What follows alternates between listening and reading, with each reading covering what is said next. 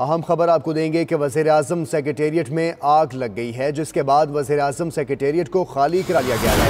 आग सेक्रेटेरिएट के 6ठे फ्लोर पर लगी है। वज़ीर-ए-आज़म सेक्रेटेरिएट में वज़ीर-ए-आज़म का ऑफिस भी है। वज़ीर-ए-आज़म सेक्रेटेरिएट में आग लगने का ये वाक़या, जिसके बाद वज़ीर-ए-आज़म सेक्रेटेरिएट को खाली करा लिया गया है। आग सेक्रेटेरिएट के 6ठे फ्लोर पर लगी है। बात करेंगे, शहरयार खान हमारे साथ मौजूद हैं। शहरयार, आग कैसे लगी है, क्या वजह बताई जाती है, इस वक्त क्या सूरत हाल है?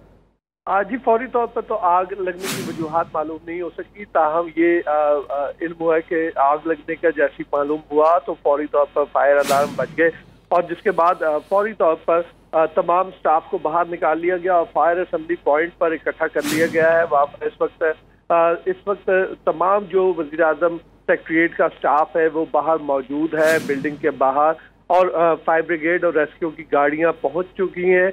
यहाँ पर जो है इस वक्त काम शुरू कर दिया गया आग बुझाने का, और इस वक्त भी ताहम जो स्टाफ है सारा वो इस वक्त भी बाहर मौजूद है। जी शहरयार, किस दर्जे की आग बताई जाती है? आग इस वक्त बुझ चुकी है?